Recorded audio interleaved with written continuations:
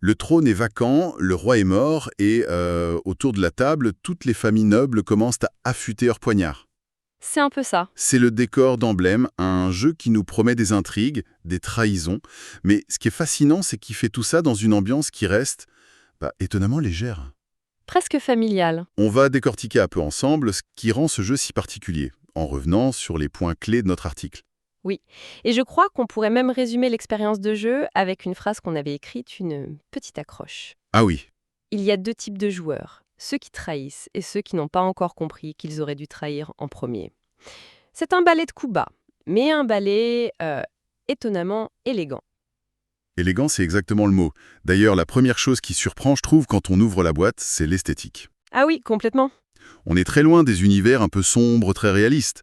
Là, le style, ça fait penser à de la bande dessinée franco-belge. Ouais, Ou même un anime historique, un peu comme Lady Oscar. C'est très propre, très stylisé. c'est ça. Ça installe une ambiance de fourberie de salon, quoi. Pas une guerre de tranchées. Et cette impression de qualité, elle se confirme tout de suite avec le matériel. Oui, c'est vrai.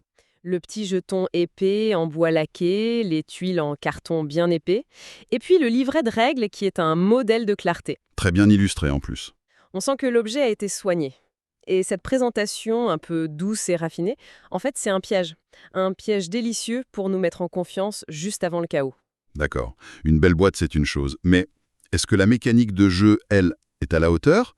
Comment ça se joue concrètement? Alors, le principe est d'une simplicité presque désarmante.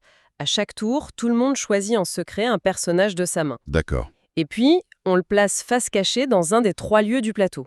Le but, c'est de récupérer le plus d'or. Et chaque personnage a une valeur et un pouvoir, c'est ça? Exactement. Une valeur de puissance et un pouvoir qui se déclenche à un moment précis. Et c'est là que tout se joue. Oui. Et il y a un détail dans la règle qui change absolument tout. C'est un truc qui m'a vraiment surpris. Le placement des cartes. Bah oui, c'est la règle cruciale. Dans un lieu, les cartes sont toujours révélées et rangées par ordre de valeur. De la plus forte à la plus faible. Toujours. Et ce n'est pas du tout anodin parce que l'ordre de résolution et l'or que tu gagnes dépendent de cette position. C'est là qu'on découvre qu'être premier, c'est pas toujours la meilleure option. Mais attends, ça semble complètement contre-intuitif. Pourquoi est-ce qu'un joueur ferait exprès de ne pas jouer sa carte la plus forte?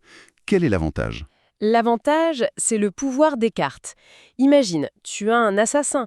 Il a une toute petite valeur, disons 2. Ok. Mais son pouvoir, c'est éliminer la carte de plus forte valeur dans ce lieu. Si un autre joueur pose une carte de valeur 10 en pensant tout rafler, Ah, je vois où tu veux en venir. tu joues ton assassin, tu finis dernier en valeur, mais ton pouvoir s'active et élimine le favori. Résultat, toi, tu ne gagnes rien, mais lui non plus. Et c'est le deuxième qui repart avec l'or. C'est pour ça qu'on disait dans notre article qu'il sera parfois bien plus malin de viser la deuxième ou la troisième place. Exactement. Ce qui veut dire qu'on passe son temps à essayer de deviner ce que les autres vont jouer. Et surtout, où ils vont jouer. On devient complètement parano. C'est du Machiavel de poche.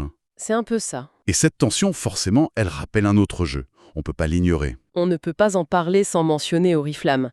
C'est un peu la référence du genre, la ressemblance, et oui, elle est frappante. Au début, on pourrait même trouver Emblème un peu plus chaotique, non? Moins maîtrisé. Oui, sur les premières parties, mais après on se rend compte qu'une stratégie différente se dessine, peut-être plus opportuniste. Alors comment on le situe par rapport à son aîné? C'est juste une copie ou il trouve sa propre voie? Il trouve un équilibre qui est vraiment intéressant.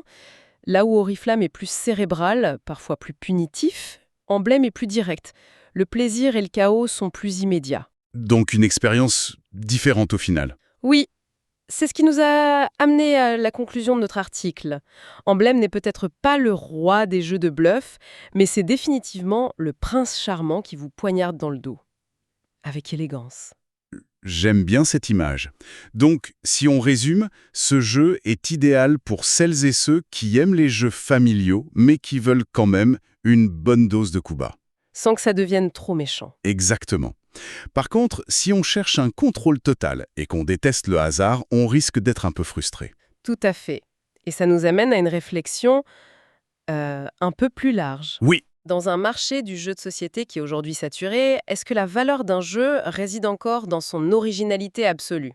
Ou est-ce qu'on ne peut pas trouver autant de plaisir dans un jeu qui ne réinvente rien, mais qui va raffiner une formule existante pour la rendre plus accessible ou juste différente? la question reste ouverte. Qu'est-ce qui fait qu'une variation sur un thème connu mérite, malgré tout, sa place dans une ludothèque?